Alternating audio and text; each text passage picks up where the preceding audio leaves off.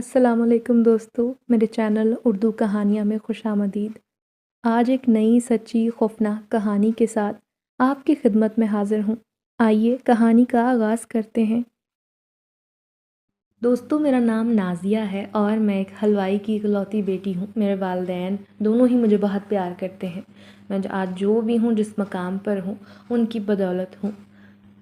मेरे वालिदैन ने गरीब होने के बावजूद मुझे 12वीं तक तालीम दिलवाई। चूँकि मेरे अब्बा इतने बड़े हलवाई तो ना थे, मगर उनकी मिठाई के जायके की पूरा मोहल्ला तारीफ़ करता था। छोटी सी मामूली दुकान होने के बावजूद लोगों में हमेशा उनका चर्चा रहता। आसपास के लोग अपने निकाह, शादियाँ और दीगर खुशी के मौके पर मेरे अब्बा से मिठाइयाँ बनवाते थे। मैं भी इस काम में कभी कभार उनकी मदद कर दिया करती, मगर ख़ानदान वालों को मेरा हर काम में ताक होना एक आँख न भाता था। ख़ानदान वाले मौका मिलते ही अपने दिलो दिमाग में पनपता जहर घोलने की कोशिशों में रहा करते। उन्होंने मैट्रिक के बाद ही कई ऊट पटांग रिश्ते भेजकर मेरी शादी करवानी चाही। दरअसल वो अब्बा की दुकान पर नज़रें जमाए बैठे थे। उनको मेरे ख़िलाफ़ करके 100 जतन कर चुके थे, मगर इन सारी कोशिशों के बावजूद अब्बा ने किसी की एक ना सुनी और सारी मुखालफत मोल लेकर उन्होंने मुझे आगे पढ़ने की इजाज़त दी, और जहाँ तक पढ़ सकती हूँ ये भी इजाज़त दे रखी थी। मगर मैंने 12वीं के बाद पढ़ाई छोड़ दी और कोई छोटी मोटी नौकरी का सोचा, ताकि अब्बा का हाथ पटा सकूं। और फिर कई जगह स्कूल में इंटरव्यू देने के बाद मैं एक स्कूल में उस्तानी लग गई। मेरा काम अच्छा जा रहा था, मगर एक दिन अचानक अब्बा की तबीयत बिगड़ने लगी। उन्हें दवाखाने लेकर जाकर गए। मायने के बाद पता चला कि उन्हें शुगर है और साथ ही टीबी की भी शिकायत है। अब्बा को काम से आराम की ज़रूरत थी, सो मैंने नौकरी छोड़ी और हलवाई की दुकान के काम में उनकी मदद करने लगी। उसके साथ अम्मी भी थोड़ी बहुत मदद कर देती थी। इस काम में अच्छा खासा गुजारा हो जाता, मगर अब्बा की दवाई के लिए मुझे कुछ और काम भी करना था। सो मैंने स्कूल के ज़रिए कुछ ट्यूशन के बच्चे घर बुलवा लिए। स्कूल की प्रिंसिपल अच्छी थी, उन्होंने रहमदिली दिखाई। ज़िंदगी गुजरती जा रही थी। अब्बा का इलाज हो रहा था, मगर अचानक एक दिन अजीब सा वाक़या रूनुमा हुआ, जिसने मुझे दहला कर रख दिया और मैं हकीकी मानों में चकरा कर रह गई। नाज़िया, आज तुम दुकान पर ना जाओ, घर पर कुछ मेहमान आने वाले हैं। सुबह सवेरे उठकर मैं सबसे पहले नमाज़ पढ़ती हूँ और फिर कुरान पाक की तिलावत करने नाश्ते का वक्त हो जाता है। उसके बाद अम्मा के साथ घर की साफ़ सफाई में थोड़ा हाथ बटाकर दुकान पर आ जाती हूँ, जबकि अब्बा नमाज और नाश्ता करके फ़ौरन चले जाते थे। मैं सुबह उठी और मामूल का काम करके जब दुकान पर जाने की तैयारी पकड़ने लगी, तो अम्मा मुझे कशमकश का शिकार नजर आईं और कमरे में आ गईं। मुझे देखकर दुकान पर ना जाने का कहा। मैं ताज्जुब से पलटकर उन्हें देखने लगी। जाने क्यों मुझे कुछ अजीब से एहसास ने घेर लिया था। क्यों? मेरा होना तो ज़रूरी नहीं, वैसे भी मेहमान कौन है जिनके सामने मुझे ही आना है? मैंने पलटकर अम्मी को देखकर पूछा, जबकि दुकान जाने के लिए घर में मौजूद मिठाइयों का सामान एक थैली में डालने लगी। जब डाल चुकी तो अम्मी खामोश खड़ी थी, जैसे कुछ बोलना चाहती हूँ मगर बोल ना पा रही हूँ।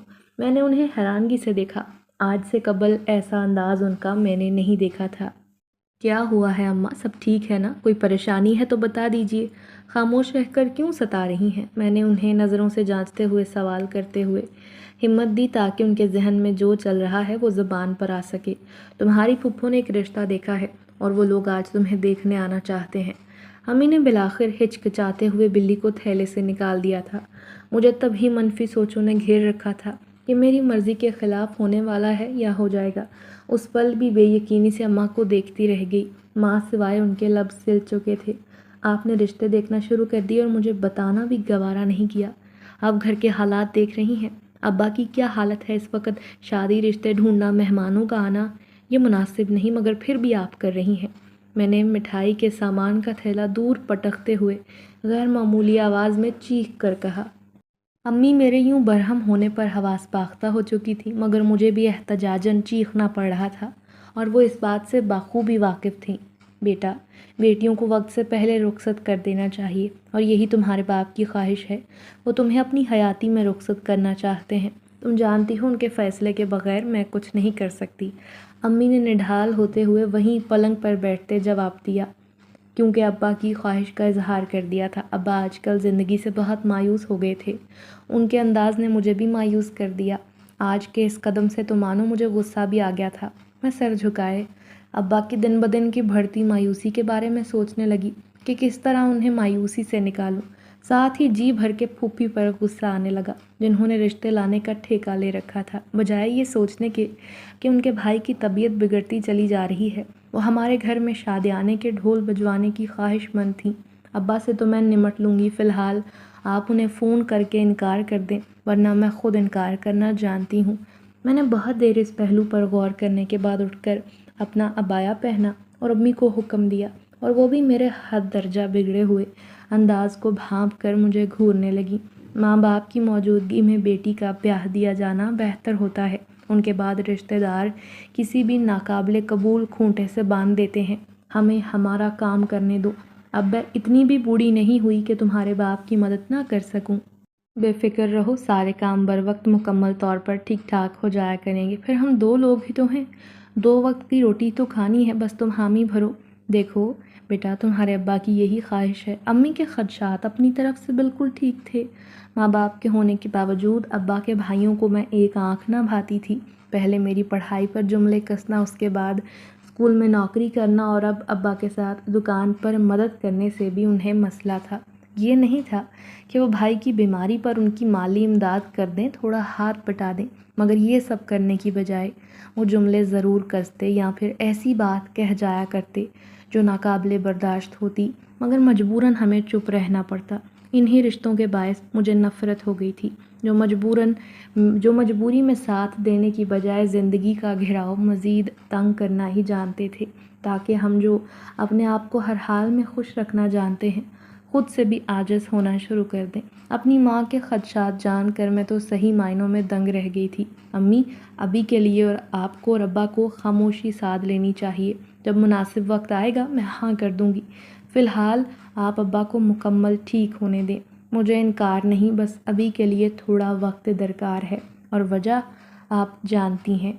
मैंने नकाब मुँह पर चढ़ाया, थैली उठाई और अम्मा के गले लगकर उन्हें सर्द मोहरी की चादर ओढ़ते हुए जवाब दिया।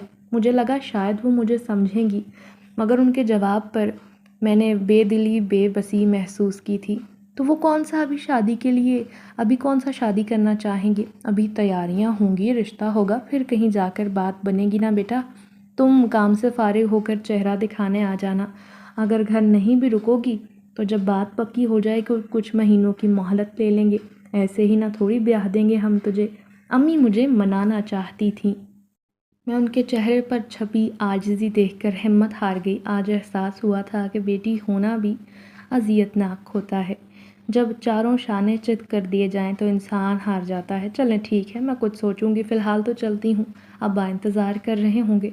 मैंने हामी भरते हुए सर हिला दिया और अम्मी को गले लगाकर तसल्ली देकर घर से निकल आई थी। घर से निकली, दुकान वाली सड़क पर आ गई। अभी आधे रास्ते में आई थी कि मुझे दूर पार खेतों में स्याह कोट में छुपाए गए चेहरे में मलबूस कोई नज़र आया, जिसे देखकर मैं चौंक गई। मैंने काफ़ी गौर करके चेहरा देखना चाहा, मगर ना देख सकी। वो मुकम्मल तौर पर काले कोट में ढका हुआ था। सर तक पैर से लेकर वो बड़ा सा कोट था, और जिसके चेहरे के ऊपरी हिस्से को सर से नीचे ढांपा गया था, वो जो थोड़ी तक था, और उसका सर भी झुका था। मैं थोड़ा डर गई थी। सारा रास्ता मेरे जहन में वही छुपा चेहरा घूमता रहा। फिर मैं तेज़ तेज़ चलते हुए दुकान की तरफ आ गई। जब वहाँ आई तो अब्बा मुझे हैरत और ताज्जुब के मिले जुले तासुरात के साथ देखते जा रहे थे। मैंने नकाब नीचे किया और सामान अब्बा को थमाया। वो अभी भी हैरान ही थे, जिसकी मुझे समझ नहीं आ रही। अरे आज तुम घर पर रहती ना बेटा, तेरा वहाँ होना ज़रूरी था। माँ तुम्हारी मेहमानों का बता रही थी। अब्बा ने बिलाखिर खुद ही मेरी खामोशी भांप कर मुझे मुखातिब किया, तो तब समझ आया वो क्यों इतने हैरान थे। कौन से मेहमान? क्यों ज़रूरी था वहाँ होना? मैं मिठाइयों को ठीक करते हुए पलट कर नासमझी की अदाकारी करते हुए पूछने लगी, तुम्हारी माँ ने तुम्हें कुछ बताया नहीं? अब्बा मेरे चेहरे पर इत्मीनान और लाइल्मी का अंदाज़ देखकर मुझे घूर कर पूछने लगे। मैंने अपनी हंसी दबाई। वो शदीद हैरत में थे। आपने चोरी छुपे रिश्ते की बातें चलाई हुई हैं और मुझे कानों कान खबर ना होने दी। बहुत बुरी बात है अब्बा। आप तो कहते थे कि मेरी रजामंदी के बगैर कुछ नहीं हो सकता, मगर फिर ये जो हो रहा है ये ज़्यादती है। वो खामोश होकर बैठ गए, जैसे उन्हें अम्मा से भी इस किस्म की उम्मीद ना थी। मैं मिठाई ठीक करके पलटी और उनके करीब जाकर उनके कदमों में जा बैठी। उनके झुर्रिया ज़दा हाथों को अपने हाथों में लेकर गिले शिकवे करने लगी। میرے چہرے پر پھیلی سنجیدگی دیکھ کر وہ بے بسی میں مبتلا ہونے لگے، اور میں یہ بات بخوبی جانتی تھی کہ وہ بھی اماں کی طرح خدشات میں مبتلا ہیں۔ تم جانتی ہو بیٹا میری حالت کس قدر خراب رہنے لگی ہے۔ اپنی زندگی میں ہی تمہیں خوش دیکھنا چاہتا ہوں، ورنہ جس قدر یہ خاندان تمہاری آزادی پر آگ بگولا ہوتا ہے، یہ لوگ میری غیر موجودگی میں تم سے سارے بدلے لیں گے۔ ابا نے اپنے خدشے ظاہر کرتے ہوئے میرے سر پر اپنا کپ کپاتا ہاتھ رکھا۔ میرا دل چاہا کہ بس رو پڑوں، مگر خود کو قابو میں رکھا کہ میری کم ہمتی پر ابا بھی ہمت ہار بیٹھیں گے۔ اس پل تو انہیں حوصلے کی اشد ضرورت تھی، جو صرف میں ہی دے سکتی تھی۔ میری باتیں ہی کسی مرہم کی طرح کام کر سکتی تھیں۔ اور آپ کو لگتا ہے میں ایسا ہونے دوں گی؟ یہی بزدلوں تو نہیں سکھائی کہ منہ توڑ جواب نہ دے سکوں۔ میں تھوڑا سا مسکرا کر انہیں دیکھتے ہوئے بہادری سے کہا۔ ان کی مسکراہٹ دیکھ کر مجھے تھوڑی ہمت ملی۔ وقت اور حالات سب ختم کر دیتے ہیں، اور میں وہ سلوک تمہارے ساتھ ہوتے نہیں برداشت کر سکتا۔ یکلخت مسکراہٹ سکیڑ کر انہوں نے اپنی بات منوانے کی کوشش کی۔ مجھے بڑی چڑ ہوئی، مگر مسکراہٹ چہرے سے غائب نہ ہونے دی۔ ابا، آپ بہت زیادتی کر رہے ہیں۔ اپنی بیٹی کو آپ نے اتنا کمزور سمجھ لیا ہے۔ میں نے خفگی سے ابا سے شکایت کی۔ اچھا چھوڑو یہ کام کرو اور جاؤ، مہمان آنے والے ہوں گے، تمہاری ماں منتظر ہوگی بیٹا۔ میں جانتا ہوں تم بہادر ہو، سب کر سکتی ہو، تو پھر میری خوشی کی خاطر ہی صحیح یہ کام بھی کر لو۔ ابا نے یکلخت پینترا بدلا اور مجھے اپنی مٹھی میں جکڑنا شروع کر دیا۔ میں ہونٹ بیچ کر خود کو قابو میں کرنے لگی تاکہ غصے میں بدتمیزی نہ کر بیٹھوں۔ آپ مجھ پر زبردستی فیصلے مسلط کرنے لگے ہیں، مگر میں بھی رشتہ ہونے کے باوجود رخصت نہیں ہونے دوں گی۔ خود کو یاد رکھیے گا، جب تک آپ ٹھیک نہیں ہو جاتے میں گھر چھوڑ کر کہیں نہیں جاؤں گی۔ میں نے ان کی بات پر عمل کرنے کی حامی تو بھر لی، مگر ساتھ ہی اپنا ارادہ بھی ظاہر کر لیا تھا۔ ابا نے کہا، ٹھیک ہے اپنی جگہ، مگر انہیں بھی حوصلے کی ضرورت تھی۔ سارے عہد و پیما اصول یکلخت ختم ہو جاتے ہیں، اپنے آپ مر جاتے ہیں۔ ابا کے ساتھ بھی یہی ہو رہا تھا۔ ایک غریبی کی چکی میں پستے رہنا، دوسرا اکلوتی اور جوان بیٹی کی شادی کی فکر سے وہ نڈھال تھے۔ اگر بیمار نہ ہوتے تو ہمت میں رہتے، مگر صحت کی آزمائش بھی آن پڑی تھی۔ ان حالات میں بیٹی ہونے کا فرض نہ نبھا سکوں تو یہ اماں اور ابا دونوں کے ساتھ زیادتی تھی۔ علی، تمہارا مفلر تو بڑا پیارا ہے، کہاں سے لیا؟ میں ٹیوشن کے بچوں کو پڑھا رہی تھی کہ اچانک پڑوس کے بچے علی پر نظر پڑی۔ اس کے گلے میں سیاہ مفلر تھا، بہت پیارا تھا، اور اس کے اوپری حصے پر چھوٹی سی لال پٹی بنی تھی جو دور سے بھلی لگ رہی تھی۔ اس کی اون دور سے دیکھنے کے باوجود بھی بے حد چمکتی ہوئی نظر آ رہی تھی۔ میں نے ستائشی نظروں سے دیکھتے ہوئے فوراً تعریف کر ڈالی۔ میری امی نے مجھے آج ہی بازار سے لا کر دیا ہے۔ میرے خالہ کے بیٹے کے پاس بھی ایسا ہی تھا۔ میں نے جب ضد کی تو انہوں نے مجھے بھی دلا دیا۔ علی نے خوشی سے وہ مفلر گلے سے اتار کر مجھے دکھایا۔ میں نے محسوس کیا وہ اون بہت نرم تھی۔ سیاہ رنگ میرا پسندیدہ تھا۔ اس رنگ میں مجھے ہر چیز بھاتی تھی، شاید وہ مفلر بھی مجھے تبھی اتنا منفرد لگ رہا تھا۔ آج میں بھی امی سے کہوں گی کہ مجھے بھی ایسا ہی لے کر دیں، اس کا رنگ بہت پیارا ہے۔ ہاں علی، ویسے تو بہت پیارا ہے، میرا بھی جی چاہتا ہے ایسا ہی لوں۔ اپنی امی سے پوچھ کر بتانا کہاں سے لیا؟ اچانک علی کے عقب میں بیٹھے اس کے دوست نے مسکرا کر کہا۔ تو میں بچوں کی ندیدی فطرت دیکھ کر مسکرا پڑی تھی۔ بچوں کو جو شے پسند آتی تھی، یوں ہی والدین سے ضد کیا کرتے۔ میں خود بھی اپنے بچپن میں ایسا کئی بار کر چکی تھی۔ میں انہیں کہوں گا وہ آپ کے لیے بھی ایسا لائیں۔ علی نے مجھے مسکرا کر کہا۔ ارے نہیں پاگل، میں خود لے لوں گی، انہیں پریشان نہ کرنا اتنی سی بات کے لیے۔ اور مسکرا کر میں نے اسے ٹوک دیا۔ آپ استانی ہیں میری، اگر لا کر دوں گا تو کوئی بات نہیں، آپ کا حق بنتا ہے، علی نے نروٹھے پن سے کہا۔ تو مجھے اس کی معصومیت پر بڑا پیار آیا۔ وہ قریباً 9 سال کا تھا، مگر اس کی باتیں اور چہرے پر پھیلی معصومیت اس قدر دل کو مو لینے والی تھی کہ انسان خود بخود کھنچا چلا جاتا۔ ارے بھائی، تم تو بڑے تیز ہو۔ میں نے اس کے گال دھیرے سے کھینچے اور ہنسنے لگی۔ یکلخت عقب سے اچانک امی چلائیں، ہانڈی چولہے پر چڑھا دی ہے، وقفے وقفے سے دیکھتی رہنا، میں جا رہی ہوں تیرے باپ کی دوائی لینے، واپسی پر تھوڑی سبزی بھی خریدنی ہے، جلدی آ جاؤں گی۔ امی اس پل مکمل تیاری میں تھیں، ہاتھ میں ابا کی دوائیوں کا پرچہ تھا اور ساتھ اپنا سامان بھی پکڑے ہوئے مجھے ہدایات دے رہی تھیں۔ میں نے ان کی بات سمجھ کر ہاں میں سر ہلا دیا۔ جی ٹھیک ہے، رکیں میں پیسے لا کر دیتی ہوں، ساری دوائیاں لے آئیے گا۔ بار بار بازار کے چکر لگانا کون سا آسان کام ہے، اتنی تھکاوٹ ہو جاتی ہے۔ مجھے اچانک یاد آیا، میں بھاگ کر پرس میں سے پیسے نکال کر لائی اور پھر انہیں رخصت کر کے لوٹی تو ہانڈی کا خیال ذہن میں آیا۔ بیٹا تم لوگ پڑھو، میں کچھ دیر میں آ کر سب سے سبق سنتی ہوں۔ کسی نے بھی غلطی کی تو آج بہت پٹائی کروں گی، یاد رکھنا تم لوگ۔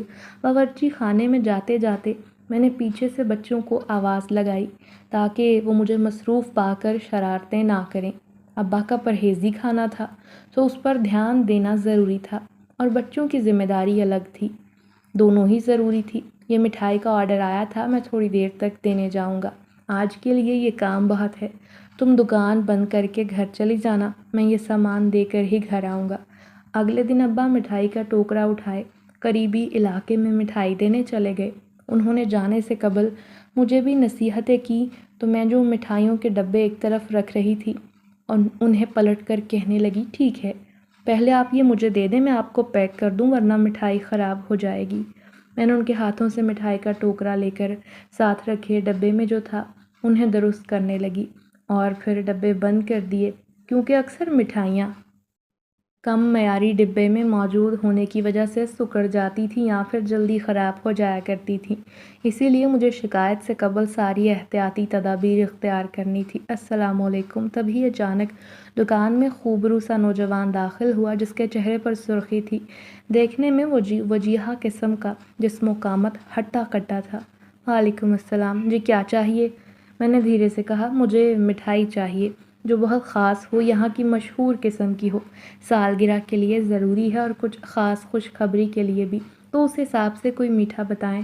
اس نے کافی شائستگی سے کہا اور ساتھ ہی مٹھائی کی اقسام کا پوچھا۔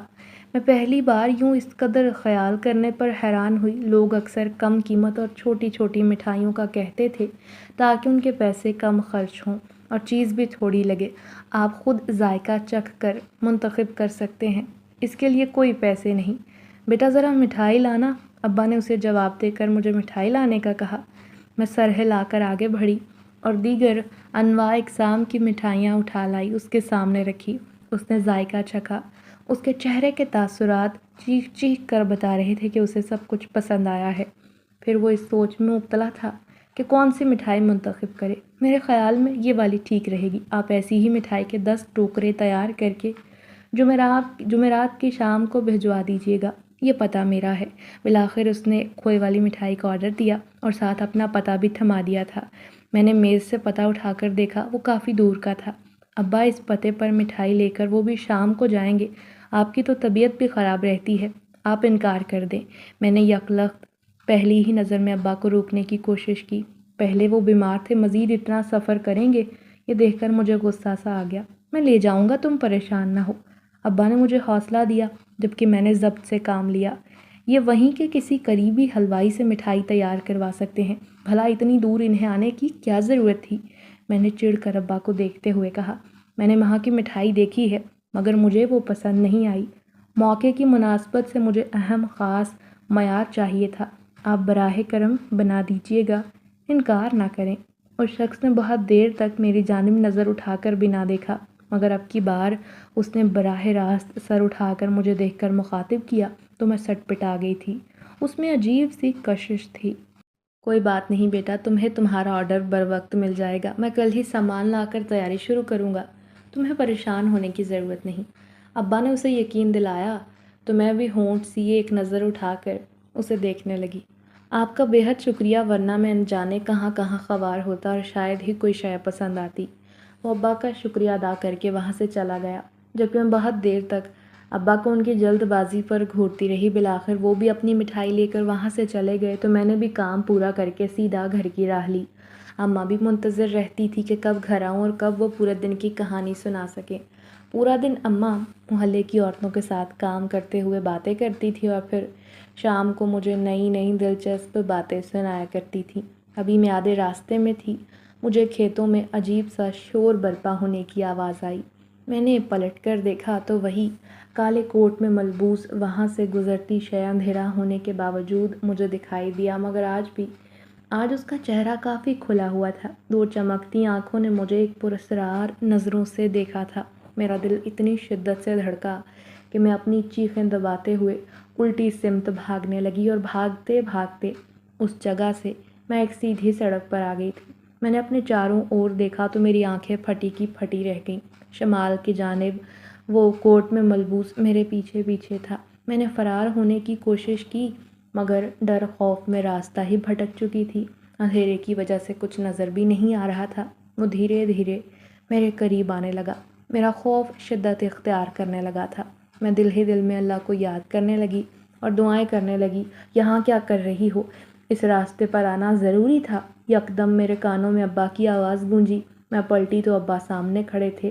دل ہی دل میں اللہ کی بھیجی گئی مدد پر شکر ادا کر کے پلٹ کر اس کوٹ میں ملبوس کو دیکھا تو وہاں کوئی بھی نہیں تھا۔ مجھے مزید دھچکا سا لگا۔ کیا ہوا ہے؟ اتنی بوکھلاہٹ کا شکار کیوں ہو؟ ابا نے مجھے خاموشی سے بغیر جواب دیے دائیں بائیں نظریں دوڑاتے حیرت سے دیکھا تو چٹک کر پوچھا۔ وہ بھی روایتی باپ ہی تھے، یوں تنہا مجھے اس راستے میں دیکھ کر تھوڑا سرد لہجے میں سوال کر رہے تھے۔ کچھ نہیں ابا، سوچا آج اس راستے سے گھر چلی جاتی ہوں۔ میں نے انہیں مطمئن کرنا چاہا، اس ڈر سے کہ کہیں وہ اس سے زیادہ برہم نہ ہو جائے۔ آئندہ خیال رکھنا، یہ راستہ ٹھیک نہیں۔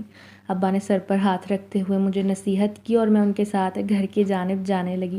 اس سے قبل میں نے ایک بار پیچھے مڑ کر دیکھا، مگر کسی کو نہ پا کر میں حیرت میں گھری رہ گئی۔ یہ کس نے رکھا ہے؟ میں کمرے میں آئی تو اپنی آپ چارپائی پر موجود سیاہ مفلر دیکھا۔ اس کی چمک اس قدر حسین تھی کہ میں دیکھتے ہی مسکرانے پر مجبور ہو گئی۔ پھر دل میں بڑبڑایا، شاید اماں لے آئی ہوں گی۔ میں نے سوچا مگر خیال آیا وہ ایسے نہیں لاتی، اگر لائیں بھی تو ہاتھوں میں نظر آ جاتا ہے۔ پورا دن میں نے یہی سوچا اور پھر امی سے پوچھا۔ انہوں نے لا علمی کا اظہار کیا تو میرا دھیان علی کی طرف چلا گیا، مگر دوپہر کے وقت اسے بلانا مناسب نہیں سمجھا۔ اس کے آنے کا انتظار کرنے لگی۔ ویسے بھی ٹیوشن میں کچھ وقت رہ گیا تھا۔ علی، میرے کمرے میں یہ سیاہ مفلر تم لائے تھے؟ نہیں باجی، میں کیوں لاؤں گا؟ وہ چونک اٹھا اور میں مزید حیرت میں گھرتی چلی گئی۔ اس دن میں نے تمہیں کہا تھا نا کہ مجھے سیاہ مفلر پسند ہے، تو تم سیاہ چنری لے آئے ہو۔ اگر تم نے نہیں رکھی تو کس نے رکھی ہے؟ امی تو بازار بھی نہیں گئیں، جب جائیں تب بھی مجھے ساتھ لے کر جاتی ہیں۔ میں نے اس کا ہاتھ تھام کر اسے یاد دلانے کی کوشش کی کہ شاید وہ بھول چکا ہو جب ہی ایسے کہہ رہا ہے، مگر اس کے چہرے پر لا علمی ہی تھی۔ شاید آپ کے کپڑوں میں پہلے سے پڑی ہو اور آپ کو دھیان نہ ہو، علی نے بیزاری سے کہا۔ جانے کیوں مجھے غصہ آنے لگا۔ نہیں، میری خواہش تھی ایسے لینے کی، مگر آج کل پیسے نہیں تھے تو بس تم سے ذکر کر لیا۔ جب تم نے وہ مفلر گلے میں ڈالا تھا، میں نے اسے تھام کر پیار سے کہا کہ شاید وہ مجھے بغیر بتائے دینا چاہتا ہو اور اب نہ بتا رہا ہو کہ میں ہی لے کر آیا ہوں۔ ارے میں تو بازار بھی نہیں گیا۔ چلیں چھوڑے، رکھ لیں، آپ کی خواہش بھی پوری ہو گئی اور پیسے بھی نہیں لگے۔ اس سے زیادہ مزے کی بات کیا ہو سکتی ہے؟ اس نے سر جھٹک کر تعجب سے کہا اور پھر اچانک پرجوش ہو کر مجھے بچے کی طرح مشورہ دینے لگا۔ ہاں یہ بھی ٹھیک ہے، چلو تم جا کر پڑھائی کرو، میں کپڑے استری کر کے آتی ہوں، اور ڈھنگ سے سبق یاد کرنا، میں سب سے سنوں گی، سب کو جا کر کہہ دو۔ میں نے اس کی بات کو نظر انداز کیا اور سوچ میں مبتلا مفلر کے بارے میں سوچنے لگی۔ جی اچھا، آپ آ جائیے، میں پڑھتا ہوں، ابھی تک میں نے یاد نہیں کیا تو آپ پھر بری طرح ماریں گی، اس نے منہ پھلا کر کہا۔ میں دھیرے سے مسکرائی۔ اچھا باتیں نہ بناؤ، میں اتنی بھی ظالم قسم کی استانی نہیں، تم نے تو ایک بار کے دیکھے منظر سے مجھے ظالم سمجھ لیا ہے۔ میں نے بے دلی سے اسے جواب دیا اور استری شدہ کپڑے اٹھا لیے۔ شام کا پہر تھا، موسم آج کل کافی خراب رہتا تھا۔ دوپہر کے وقت بھی نہ جانے کیوں ایسا لگتا کہ آدھی رات ہو چکی ہے، اور ایسے ہی موسم میں جب بھی ابا آرڈر دینے گئے ہوتے تو اچانک مجھے دکان کے باہر کسی کی موجودگی کا خدشہ لاحق ہوا۔ جس دن سے میرے ساتھ وہ گہری نظروں والا اور پیچھا کرنے والا واقعہ ہوا تھا، تب سے میرے ہوش و حواس ذرا ٹھکانے سے دور ہی رہتے تھے۔ ہر پل بس ایک خوف سا لاحق رہتا کہ کوئی میرے پیچھے کھڑا ہے۔ اس لمحے بھی میں جھرجھری لے کر دکان کے تھوڑا باہر ہو کر ڈرتے ڈرتے دیکھنے لگی۔ پھر مجھے وہی نظریں دکھائی دیں، وہی کوٹ میں چھپی گہری نیلی آنکھیں اور چھپا چہرہ، یوں لگا جیسے میرے سامنے آ کر گزرا ہو، آندھی طوفان کے مانند، اور پھر اوجھل ہو گیا۔ کون ہے وہاں؟ میں نے تھوڑا دور ہو کر چلا کر پوچھا، اور پھر دبے دبے لہجے میں کہا، کیا ہوا، کس سے بات کر رہی ہوں؟ اچانک ابا دکان میں داخل ہوئے۔ انہیں دیکھ کر میرے دل کو تھوڑی ہمت ملی۔ ہر بار ہی وہ مجھے بچانے چلے آتے تھے، جبکہ کوئی امید، کوئی ڈھارس بھی نہ ملتی تھی۔ پتہ نہیں مجھے روڈ کے پار کوئی چہرہ چھپائے نظر آیا۔ دیکھنے گئی تو کوئی بھی نہیں تھا، آوازیں دے کر بھی دیکھ لیا، مگر پھر بھی میں نے ڈرتے ہوئے ابا کو بتایا۔ دل میں خوف تھا کہ شاید وہ میرا مذاق اڑائیں گے یا پھر بات کی نفی کریں گے۔ چلو کوئی بات نہیں، کوئی فقیر ہوگا، وہی چہرہ چھپائے گھومتے ہیں، ورنہ تو آج کل کون چہرہ چھپاتا ہے۔ ابا نے اپنی قیاس آرائی کی، جبکہ میں انہیں یہ نہ کہہ پائی کہ میرا پیچھا بھی کیا گیا ہے، ورنہ شاید وہ پریشان ہو جاتے اور مجھے دکان تک آنے سے انکار کر دیتے اور گھر بٹھا دیتے۔ ہاں یہ بھی ہے، کوئی فقیر ہوگا، شاید بھوک کے مارے یہاں کالے کپڑے پہنے گھومتا پھر رہا ہو۔ میں نے ان کی ہاں میں ہاں ملاتے ہوئے سر ہلا کر کہا، جبکہ زبان خوف کے مارے تالو سے چپکی ہوئی تھی، ہاتھ کانپ رہے تھے۔ اچھا چھوڑو، میں یہ سامان لے آیا ہوں، تم مٹھائی بنانے کی تیاری کرو، آرڈر بڑا ہے تو وقت تھوڑا لگے گا۔ کچھ سامان تمہاری ماں کو بھیج دیتا ہوں، وہ بھی ہاتھ بٹا دے گی۔ ابا نے مجھے سامان پکڑایا اور ساتھ مٹھائیوں کی تفصیل بتاتے گئے۔ میں نے ان کے ہاتھوں سے سامان لیا اور اپنے ہاتھوں کی کپکپاہٹ پر قابو پایا تاکہ ابا کی نظر نہ پڑ سکے۔ نہیں، انہیں پریشان نہ کریں، میں خود بنا لوں گی۔ آج کل اماں میرے جہیز کی تیاری میں مصروف ہیں، کشن، تکیے، سرہانے سب پر کڑھائی کر رہی ہیں، تھک جاتی ہوں گی نا، مگر بس منہ سے نہیں کہتی۔ میں نے اماں کی پریشانی جانچ کر ابا کو انکار کر دیا اور یقین دہانی کروائی کہ ساری مٹھائی خود تیار کر لوں گی۔ ہاں، جب سے رشتہ طے ہوا ہے تمہاری ماں کے تو مانو ہاتھ پیر پھول گئے ہیں، ہر وقت تمہاری بات، ہر وقت تمہارے کاموں میں لگی رہتی ہے۔ ابا بھی میری ماں کی خوشی کو محسوس کر کے مسکرائے اور انہیں مطمئن پا کر میں بھی دلی خوشی محسوس کرنے لگی۔ یہ سب آپ کی بدولت ہوا ہے، ورنہ میں تو کبھی ہاں نہیں کرنے والی تھی۔ خیر کوئی بات نہیں، کون سا ابھی رخصتی کروانے والی ہوں۔ میں نے مسکرا کر انہیں دھمکی آمیز انداز میں باور کروایا اور ساتھ ہی ساتھ مٹھائی کا آمیزہ تیار کرنے لگی۔ جانے کو جی چاہا تھا کہ ابا سے بحث کروں، اچھا زیادہ باتیں نہ بناؤ، مٹھائی بناؤ، وقت کم ہے۔ میں نہیں چاہتا اس بچے کو مجھ سے کسی قسم کی شکایت ہو یا مٹھائی خراب بنے۔ ابا نے الٹا مجھے ڈانٹا اور میری ناراضگی دیکھ کر مسکرانے لگے۔ پچھلے 2-4 دنوں سے کچھ بہتر دکھائی دے رہے تھے، جس کی سراسر وجہ میرا رشتہ طے ہونا تھا۔ روکا تو تھا کہ نہ لے آرڈر، جگہ بہت دور ہے، مگر آپ نے میری ایک نہ سنی، کیونکہ آپ کو خدمت خلق کا شوق چڑھا ہوا تھا۔ میں نے منہ بنایا تو ابا مجھے گھورنے لگے، سو میں نے خاموشی میں عافیت جانی اور چپ چاپ مٹھائی کا آمیزہ مکمل تیار کر کے اسے پکانے کا کام شروع کرنے لگی۔ ابا تو زبان دے چکے تھے، کام میرے نازک کندھوں کو ہی کرنا تھا۔ تمہارے ابا کی طبیعت بالکل ٹھیک نہیں، تم ایسا کرو، یہ مٹھائی کا آرڈر تیار ہے، خود ہی دے کر آؤ۔ میں اپنے کمرے میں بیٹھی ہوئی تھی، شام کا وقت تھا، ابا بھی لیٹے آرام کر رہے تھے جب امی نے مجھے آ کر آرڈر دینے کا کہا۔ میں اتنے غصے میں آ گئی اور ابا کو روکا بھی تھا، مگر کہا تھا اتنا بڑا آرڈر نہ لیں، بہت لمبا راستہ ہے، مگر انہوں نے تب میری بات کو نہیں سمجھا اور اب طبیعت خرابی کا کہہ کر مجھے اس خراب موسم میں جانے کا کہہ رہے تھے، مگر میں اس وقت کیسے دینے جاؤں جب موسم خراب ہے، شام کے سائے گہرے ہو رہے ہیں۔ کسی اور کو بھیج دینا، آج سے قبل تو رات کے آرڈرز آپ نے نہیں لیے، تو اسی کو کیوں لیا؟ میں نے نفی میں سر ہلاتے ہوئے کہا، مگر ابا کی دی گئی زبان کا پاس رکھنا بھی ضروری تھا۔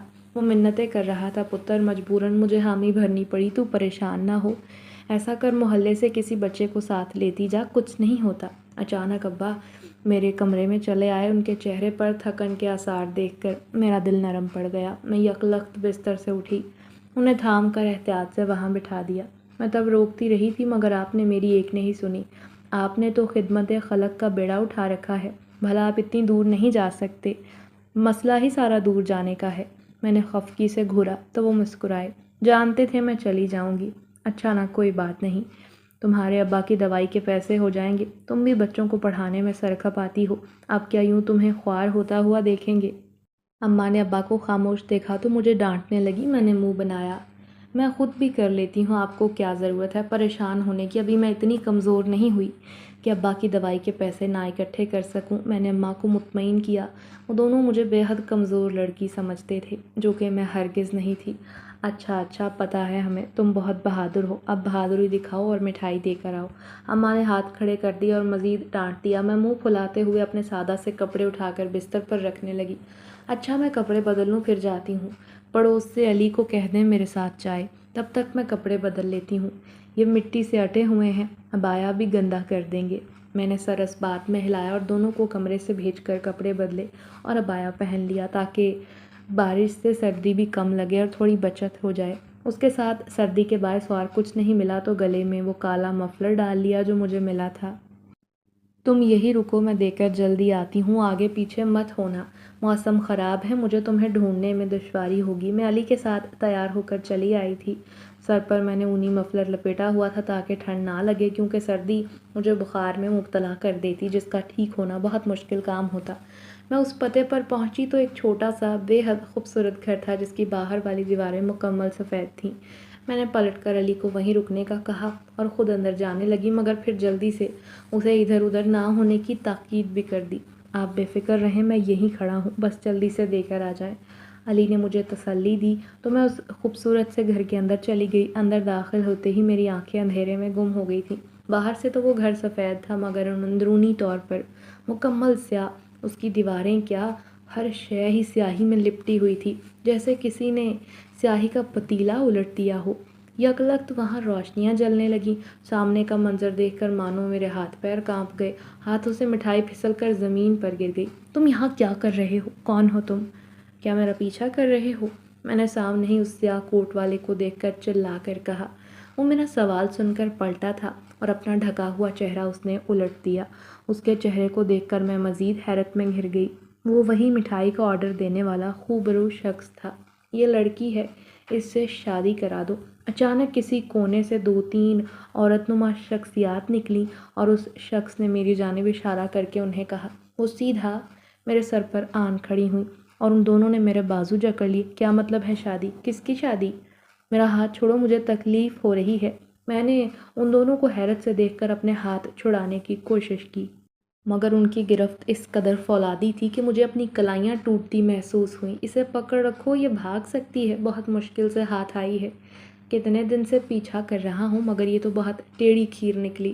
اس شخص کے چہرے پر جو کل تک بے حد نرمی اور شائستگی دکھائی دے رہی تھی، آج وہ سرے سے ہی معدوم تھی۔ اس کی جگہ وہاں کرختگی کا راج تھا، روب تھا اور حقارت تھی جسے دیکھ کر میں دلی صدمے سے دوچار ہو گئی۔ مجھے کچھ بھی سمجھ نہیں آ رہا تھا۔ کیا بول رہے ہو تم؟ ہو کون؟ اور کیوں میرا پیچھا کر رہے تھے؟ مجھے ہر جگہ کیوں دکھائی دیتے تھے؟ میں نے ناسمجھی سے اس کے چہرے کو دیکھتے ہوئے چلا کر پوچھا۔ ان عورتوں کے چہرے دیکھ کر مجھے کراہیت محسوس ہونے لگی، ساتھ ہی ان کے وجود سے ایک عجیب مدہوش کر دینے والی مہک آ رہی تھی جس سے مجھے اپنا سر گھومتا محسوس ہوا۔ میں چاہ کر بھی اس سے چھٹکارا حاصل نہیں کر پا رہی تھی کیونکہ میرے دونوں ہاتھ ان کی گرفت میں تھے اور میں اس تکلیف سے بول بھی بمشکل رہی تھی۔ میں ایک جنزادہ ہوں، میرا بیٹا ہے جنزادہ، اس کا رنگ سیاہ ہے، اس کی ساری طاقتیں سیاہی میں لپٹی ہیں۔ کئی دن سے تمہارا پیچھا کر رہا ہوں اور اس کا علاج ایک آدم زادی سے شادی کروانے سے ممکن ہے، اور وہ لڑکی بھی جسے سیاہ رنگ پسند ہو۔ اس شخص نے دھیرے دھیرے مجھے سچائی بتانا شروع کی اور پھر وہیں موجود صوفے سے پردہ اٹھایا۔ سامنے ہی ایک بونے کی شکل میں موجود سیاہ حبشی قسم کا جنزادہ موجود تھا جسے دیکھ کر میں الٹے پیر وہاں سے بھاگنے لگی۔ اس قدر بھیانک حقیقت کھلنے پر میرے اعصاب ٹوٹنے لگے تھے۔ میں شادی نہیں کر سکتی، مجھے گھر جانے دو ورنہ میں چلانا شروع کر دوں گی۔ یک لخت میں نے ہمت کی اور چلا کر بولنا شروع کر دیا، ساتھ ہی اپنی پوری طاقت لگا کر ان عورتوں کی گرفت سے میں خود کو بچانے لگی۔ مجھے اب دکھائی دینا شروع ہوا تھا۔ اس گھر کی دیواروں پر کھوپڑیاں لٹک رہی تھیں، چاروں جانب ایک عجیب سی بو کا منظر تھا۔ وہ شخص بھی اپنے جنات کے روپ میں آ چکا تھا، سخت چٹانوں سا انداز، چہرے پر کھردرا پن اور پتھریلی صورت۔ تم ایک ویرانے میں آ چکی ہو، یہاں تمہارا چیخنا چلانا بیکار جائے گا کیونکہ تم میری تحویل میں ہو۔ اس نے میرے قریب آ کر اپنا چہرہ میرے سامنے جھکا کر ہنستے ہوئے اطلاع دی تو میں مزید خوف میں گھرتی چلی گئی۔ میرے اوزان خطا ہو چکے تھے۔ 1 منٹ، اس کا مطلب وہ کالا مفلر تم نے رکھا تھا؟ ہر جگہ تم ہی مجھے تنگ کرنے والے تھے، یہ مٹھائی کا آرڈر دینے والے بھی بھیس بدل کر تم ہی آئے تھے؟ یک لخت میرے دماغ نے کام کرنا شروع کیا۔ ہاں ہاں، میں وہی تھا۔ تم سیدھی طرح ہاتھ نہیں آ رہی تھی سو مجھے الٹا طریقہ آزمانا پڑا، اور اس مفلر کی طاقتوں سے ہی آج تک تم یہاں ہو، ورنہ تم کبھی یہاں نہ آتی۔ اس نے ہنستے ہوئے اپنی بات کا اعتراف کیا۔ میرے سارے منفی خدشات حقیقت ثابت ہو رہے تھے، میں مزید ڈرتی جا رہی تھی۔ مجھے جانے دو، میں یہ شادی نہیں کر سکتی، مجھے چھوڑ دو، یہ گناہ ہے۔ میں چلانے لگی، تم مدد کر رہی ہو، یہ کوئی گناہ نہیں۔ جس دن میرے بیٹے کی طاقتیں مکمل ہو جائیں گی تمہیں میں خود یہاں سے تمہارے گھر روانہ کر دوں گا۔ اس نے مجھے امید بھری نظروں سے دیکھ کر کہا۔ میں نے حقارت سے منہ پھیر لیا۔ وہ ایک مفاد پرست جنزادہ تھا جسے اپنے کام سے مطلب تھا، جس کے لیے وہ اس قدر لمبی ترین چال چل چکا تھا، اور یہ امید بھری نظریں بھی اس کی چال کا حصہ تھیں جس میں وہ مجھے لانا چاہتا تھا، مگر میں اس کی نگاہوں کو اندیکھا کر رہی تھی۔ میں ایسا نہیں کر سکتی، میں اپنے باپ کو شرمندہ نہیں کر سکتی، چھوڑو مجھے، میں نے چلا کر کہا، اور پھر ان عورتوں کو غصے اور جنون سے دیکھا تاکہ وہ میرا ہاتھ چھوڑ دیں۔ لے جاؤ اسے اور اسے عروسی جوڑا پہنا کر لاؤ۔ اگر شور مچائے تو زور زبردستی کا حق میں تم لوگوں کو دیتا ہوں۔ جنزادے نے ان غلام عورتوں کو حکم دیا تو میں نے چھینا جھپٹی شروع کر دی۔ اسی اثنا میں میرا ہاتھ 2 قدم دور صوفے پر بے سدھ پڑے اس کے بیٹے کی گردن پر جا لگا۔ میں نے یکلخت ان کو دھمکایا اور ڈرانا شروع کر دیا۔ میرے چہرے سے صاف ظاہر تھا کہ اس بے جان پڑے جنزادے کو مارنے والی، ساتھ ہی ساتھ میں نے دل ہی درود پاک پڑھنا شروع کر دیا۔ اچانک مجھے وہاں سفید دھواں پھیلتا نظر آیا، اور وہ عورتیں اور وہ جنزادہ چیخنے لگے۔ انہوں نے جان لیا کہ میں کوئی پڑھائی کر رہی ہوں۔ ان کے ہوا میں تحلیل ہونے کی دیر تھی۔ میں الٹے قدموں باہر کی طرف بھاگی۔ وہ جنزادے آگ کے شعلے سے یکلخت دھواں بن کر فضا میں تحلیل ہو گئے تھے۔ آپ نے اتنی دیر لگا دی، میں کب سے یہاں سردی میں کھڑا ہوں، میں بھی کاش ساتھ ہی چلا آتا۔ چہرے پر ہوائیاں اڑے میں گھر سے باہر بھاگی۔ سامنے ہی علی کانپتے لہجے میں بولا تو میں نے اس کی بات کو نظر انداز کر کے اس کا ہاتھ پکڑا اور آگے آگے چلنے لگی۔ میرے قدموں کی رفتار تیز تھی۔ ہاں بس تھوڑا وقت لگ گیا، چلو جلدی جلدی تیز قدموں سے بھاگو، میں نے جاتے جاتے اسے جواب دیا تاکہ وہ مزید سوال نہ کر سکے، مگر میں نے اسے یہ بات مناسب نہ سمجھی۔ وہ میرے چہرے کی ہوائیاں اڑی دیکھ کر کافی پریشان تھا۔ پھر ہم نے سیدھا گھر جا کر ہی سانس لیا۔ اس حادثے سے بچ کر نکلنے کے بعد مجھے یوں لگا جیسے مجھے ایک نئی زندگی ملی ہے۔ گھر لوٹ کر آ کر میں بالکل گمسم ہو گئی تھی۔ اماں نے بہت دن لگا کر وجہ پوچھی تو میں نے موسم خرابی کا بہانہ کر دیا۔ اس کے بعد دکان پر جب بھی دور کسی جگہ کا آرڈر ملتا تو میں یکلخت ہی سرد مہری سے ابا کو ٹوک دیا کرتی۔ وجہ پوچھتے تو وہ بھی نہ بتاتی۔ اس حادثے میں نکلنے سے مجھے ذہنی طور پر کئی مہینے لگ گئے، کیونکہ خواب میں وہی چہرہ، وہی کھوپڑیاں، اس جنزادے کا سیاہی میں لپٹا محل اور اس کا بونا بیٹا مجھے ہر جگہ دکھائی دیتے تھے، جنہوں نے مجھے بہت خوف زدہ کیے رکھا، یہاں تک کہ میری نیندیں بھی محال ہو گئی تھیں۔ مگر اس خوف کے اثر سے نکلنے میں میری مدد پاک کلام نے کی اور 5 نمازوں نے کی۔ اللہ سے دعاؤں کا نتیجہ یہ تھا کہ اب میں قدرے سنبھل گئی تھی اور ایک مطمئن زندگی جی رہی ہوں۔